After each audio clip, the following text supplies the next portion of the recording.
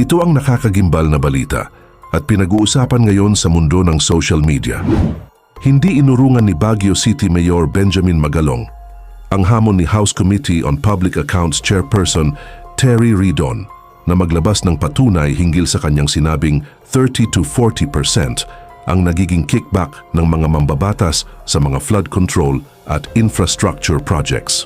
Binigyang diin ni Magalong na sa ilang pagkakataon ay siya mismo ang naging resource person sa mga investigasyon at naging saksi sa mga sistemang umiiral sa loob ng gobyerno. Kaya't nakahanda itong humarap sakaling imbestigahan siya. Dagdag pa ng alkalde, kahit nga si Pangulong Bongbong Marcos ay tila may alam din sa naturang anomalya. Mariinding sinabi ng alkalde na may government officials din na kusang lumalapit sa kanya upang magbahagi ng mga impormasyon. Ngunit takot silang magsalita sa publiko dahil sa banta sa kanilang buhay at negosyo. At kung sakali man anyang magsagawa ng investigasyon ang Kamara, ay wala raw pag-asang masusolusyonan ang problema. Sa huli, muling binigyang diin ni Magalong na handa siyang humarap at magsilbing pinuno ng isang malayang investigasyon, basta't bigyan siya ng otoridad sa mga investigative units ng PNP at NBI. At narito, panoorin pa natin ang buong video. Morning, Mayor. Ang ating mga iniidolo, yung mga totoong champion ng good governance, nandiyan na. Hindi kagaya ng mga champion-championan lang. Wala po kayong audio, Mayor. Ito, linagyan na For natin. having me today. Sa ating po mga special guests, sila Kong Sid, Attorney Jimmy, si Sir Bir. Thank you very much po for inviting me to this forum. Okay, start na po. Q&A na. Mayor, ang pinag-usapan po natin dito yung tungkol sa budget, pork barrel, and control, yung mga flood control projects. Baka mayroon po kayong masasabi. Statement or any statement. Ito nga yung mga paboritong mga project ngayon ng ating mga mababatas, lalo-lalo na sa mga miyembro ng mga House of Representatives. At ako'y nagulat ng itong mga pinadala sa akin ng mga photos at pictures ngayon, ebidensya. Kasi marami nang kumukontak sa akin at pinapakita nga nila itong mga projects na ito. Ito yung mga sponsored or initiated by certain congressmen. And lumalabas na yung mga congressmen na rin, sila na rin ang mismong kontraktor. No? Ang sistema dyan, sasabihin na lang ng congressman na para hindi halata na siya yung kontraktor, kukuha siya ng isang kontraktor din, bibigyan na lang niya ng royalty, say 3%, at sasabihin niya, huwag ka magkakalala, bibigyan pa kita ng isang project, ikaw na rin ang gagawa ng isang multiple portfolio. So, payag na rin yung kontraktor. Ang importante sa kanya, meron siyang kahit pa paano, may kinikita. Correct. Pero nakakalungkot dyan, Ganyan yan eh. yung gagawin project. Dahil talagang matindi ang pandaraya.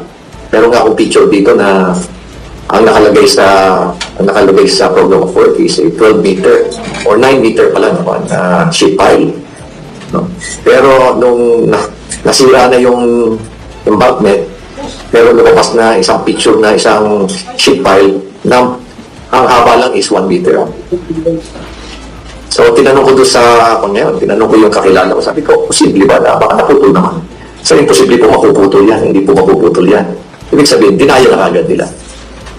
Pangalawa, ganun din yung gabyon. Explain nila sa akin lahat. Nung isang araw, in-explain lahat sa akin ng isang engineer, paano nila dinadaya lahat yung gabyon. Ito yung mga one by one na mga wires na talaga nilalagyan ng mga bato. Ganun din pala mga pandaraya nila. At for some reason, kasama kayo nila yung mga taga-DPWs sa pandaraya nila. Kasi meron ng mga project na management officer dyan na kumbaga, bakit natotolerate na gano'n? Kaya, ang nangyayari ngayon, pag dumaan ngayon yung malakas na ilog, malakas na karet, kakainin niya yung ilalim dahil hindi na siya nakagabyon. So, these are the things na mga ginagawa nilang kalokohan dyan. At ang nakakalungkot dito, this is a safety issue. It endanger the lives of many of our constituents dahil marami sa kanila apektado dito. Another is yung pag-mark up sa presyo ng sheet piles. Alam mo, sa merkado, per kilo yan. Ang sabi sa akin ng isang supplier, ngayon, ang presyo niyan is, sa merkado, from the supplier, mga 34 pesos yan pag in-import namin yan per kilo. Tandaan niyo, yung isang 12 meter na sheet pile, aabot siya ng 556 kilos. So, 34 pesos per kilo. Ang gagawin ng supplier, ibebenta niya yan ng mga 38 or 39 pesos. May kita na siya dyan. Pero tingnan niyo yung mga detailed unit price analysis. Meron dyan, umaabot ng mga 72, 78, merong 90. Isipin mo na lang per kilo yan. Ganyan na lang kalaki yung kanilang markup. Ginagawa yan ng mga DPWH. Siyempre, gagawin nila yan para at least they can cover yung porsyento na ibibigay din nila, i-deliver nila dyan sa mga napakakurap na mga politiko na yan. So, ang dami nilang scheme.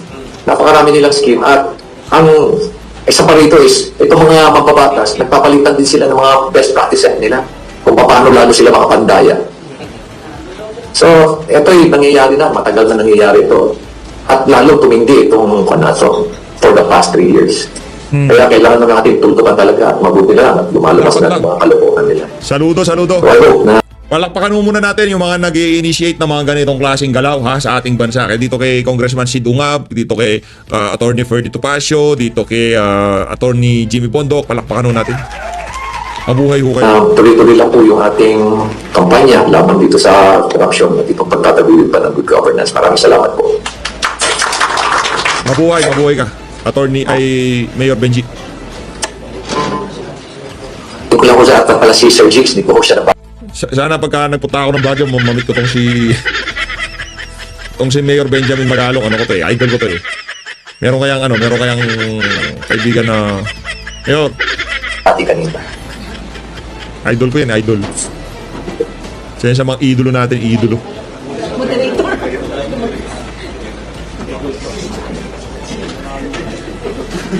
Sa isang sakyan mo. Kaya nga pala, bago tayo mag-umpisa ng Q&A. Ayun mga Tingnan muna natin. Mega love shoutout ha sa lahat ng individual na nakikita nyo ngayon sa ating frame. Pero lang dito kay Aso, hindi kasama. Thanks kay Prince Atty. Ferdy Topacio. Attorney. Attorney Ferdy. Yan pala ko natin. Maraming salamat. I am the late Ferdinand Topacio. Pasensya na po kayo at medyo ang sama kasi ng kondisyon ng roads doon sa South. May nagnanakaw ng mga pondo para sa kalye. Ewan ko kung sino, alam ni Congressman Ungab yun. Anyway,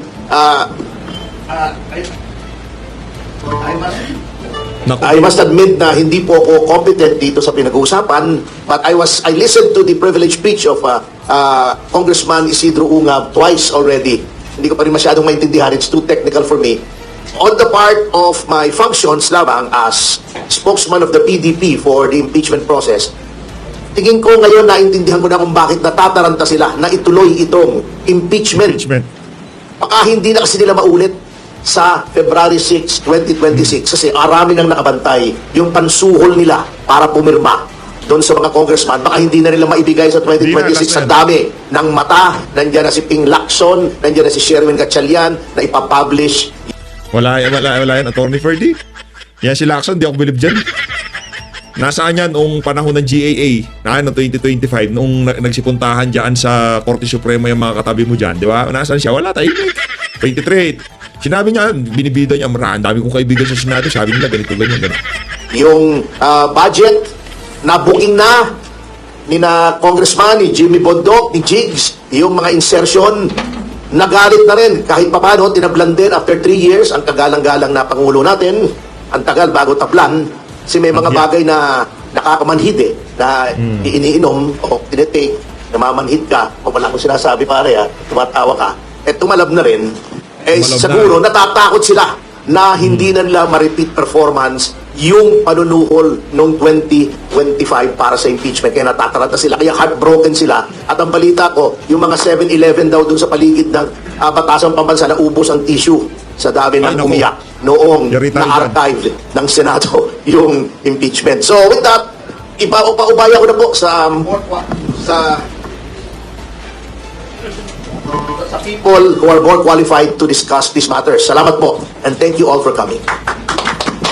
Okay, bago tayo mag-Q&A, yung lahat magtatanong, pakistate yung identity, pangalan nyo, outlet Thank you. Open na sa Q&A. Sir. Sino? Pag-ano na lang po muna. Ito na. Si Sir. Kay Mayor Benji. Sir, si Manny Tupas, Philippine Star. Ask ko lang sir, mga ilang yung dinisclose nyo kanina, mga ilang congressman po yan and saan ho sila mostly, saan silang regions, even without going to details po. Thank you. Itong dalawang congressman na ito na nabanggit ko sa inyo, dito sa Luzon area to. Tapos meron pa kami titingnan uli sa isang lugar ulit. Napakarami na ngayon dumarating na mga Kasi kung ano yan, malaki ang pananagutan dyan ni Martin Romualdez. Manwala ako kayo siya hindi. Mantakin nyo, kung sakaling nakalusot sa kanya yan, sa pamumuno niya bilang Speaker of the House, kailangan magbitiw na siya ngayon pa lang. Ngayon, kung pinipilit nilang pinagtatakpan ito at kasama si Martin Romualdez na nagtatakip dito sa mga nagsusumigaw na pagnanakaw dyan sa House of Representatives, mapapaisip ang ating mga kababayan. Di kaya kasama din sa mga kabalbalan ito si Kim Bonjing.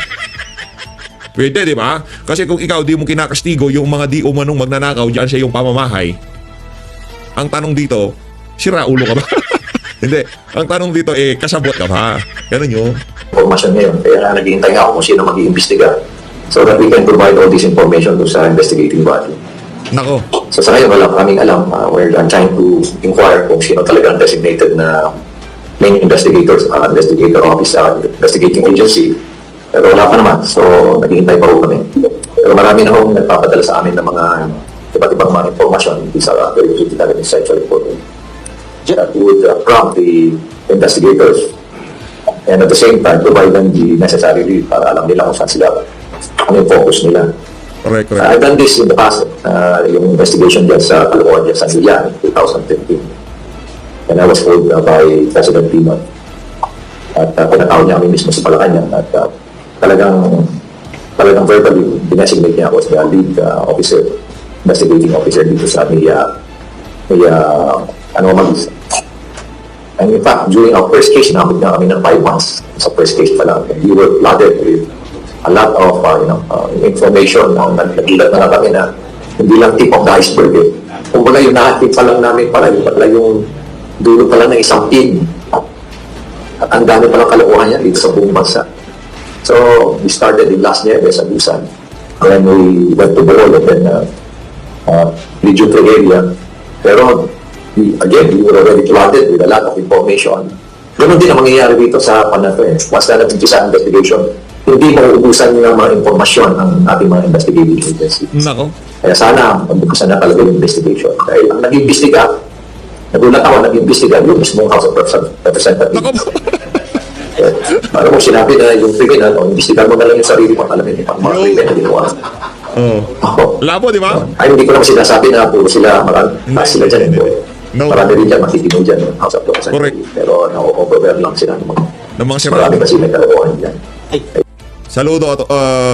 Ba't wala si Atong dito? Baka busy. Di ba? Yun ang unang pumasok sa isip natin. Di ba? Ba't sila mag-iimbestiga? Hindi ba pwedeng isang pribadong sektor ang mag-iimbestiga tapos yung kanilang findings gagawin na lang i-adapt na lang ng komite dyan sa House of Representatives tapos yung recommendation sa ombudsman o kung saan pa man. Di ba pwedeng gano'n? Kailangan talaga yung si Terry Redon ang mag-iimbestiga? Yung sinibak nito si dating Pangulong Rodrigo Duterte? Naku, yari tayo dyan. It's about time na talaga we have to deal with them. And we have to deal with them straight. Diretso na kasi I just came from a meeting sa LCP. Tigo Cities. And I was the former Secretary General. Talagang maraming lumapit sa akin ng mga mayor. Sinabi nila sa akin talaga na sama talaga ng loob nila talaga sa nangyayari ito.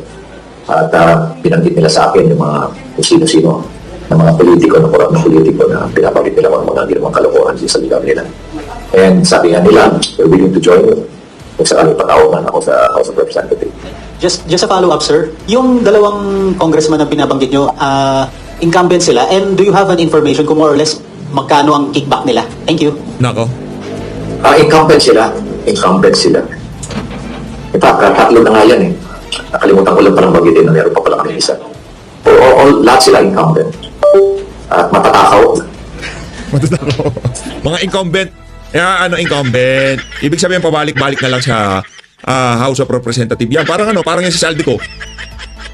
Parang yan si Martin Romualdez. Yung ganun yung incumbent. Ibig sabihin, congressman ka, tapos nanalo ka ulit. Ganun. Parang yan si Don Gonzales. Parang kay JJ Suarez. Parang ganun yung incumbent.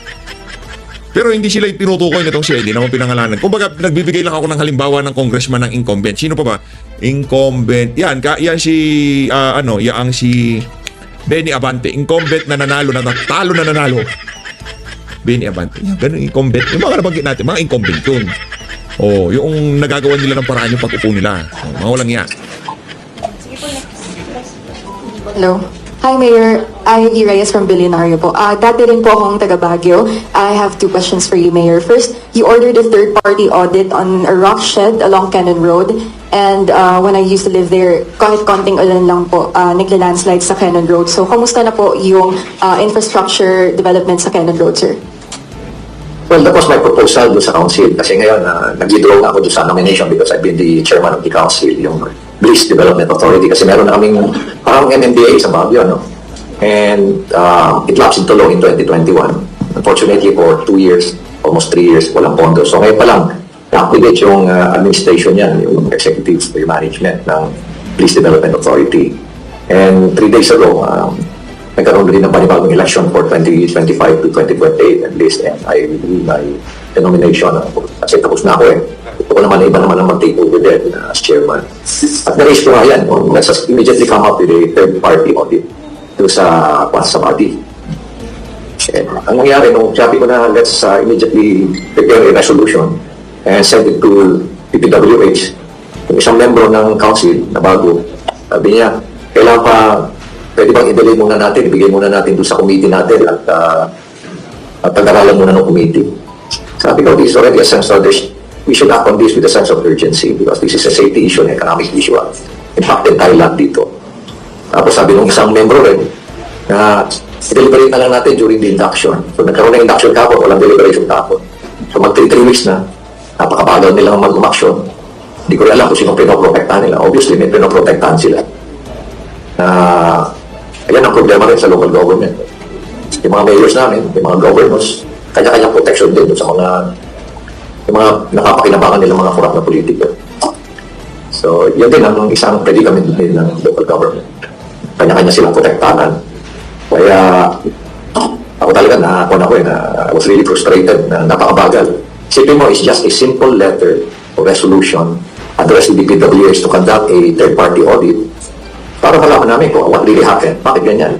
Unang-una, nangyari na yung 2 years ago, ginagawa niya yung rock shed na yan, biglang nasira lahat, nabagsakan ulit.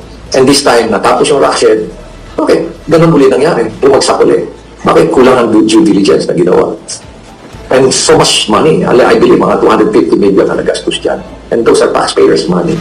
But unfortunately, itong mga kasamahan ko, mga local government, napakabago ng action din. Lalo na dito sa development authority na tinayo namin. Kaya talagang kumisan na-frustrate. Pero this is something that we have to deal with. Ganito talaga ang sistema. Ganitong kailangan dito sa Pilipinas. Para magbago na yung mga usap nila. Kailangan talagang, ang gusto ng taong bayan is action. Action, hindi yung dakdakan ng dakdak yan. Kailangan talaga execute. At talagang kailangan din, may conviction. Pwedeng pabago-bago isip mo. Kailangan din, consistent ka rin. Kung good governance ka, kailangan consistent ka pang first term, second term, third term. Maraming magaling dyan lang ng governance sa first term. Pagdating na second term, third term, wala na yung kanilang mga core values, wala na rin kanilang tinatawag na ethics. So, once again, these are the things that we have to deal with because these are the realities.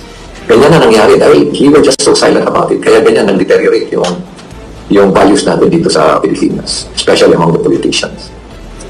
Thank you, Mayor. A follow-up question po on another topic. Can we get an update on the PUV modernization program in Baguio City? Kasi po, in 2022, there's a report by the Electric Vehicle Association of the Philippines saying e-jeeps can ply steeper routes in Baguio. For example, ang nakakaikot lang po, ang routes lang po na naikutan ay Aurora Hill and Trancovit. Hello?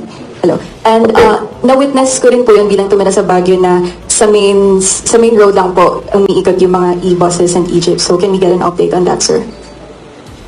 Well, much as we would like to be very aggressive dyan sa ating transport modernization program, ang malaking problema dyan kasi is the capacity of the cooperatives to pay their monthly amortization. And looking at the ridership, nahihirapan sila. Kasi walang subsidy from the national government. Sana kung yung mga ninakaw ng mga politiko na ginamit yung subsidy, isang marami na sana tayo ng modern. And you just imagine, those are billions of Pagdating ho talaga sa sa panunungkulan nitong si Mayor Benjamin Magalong, napakahusay ho talaga niya dyan sa Baguio City. As always,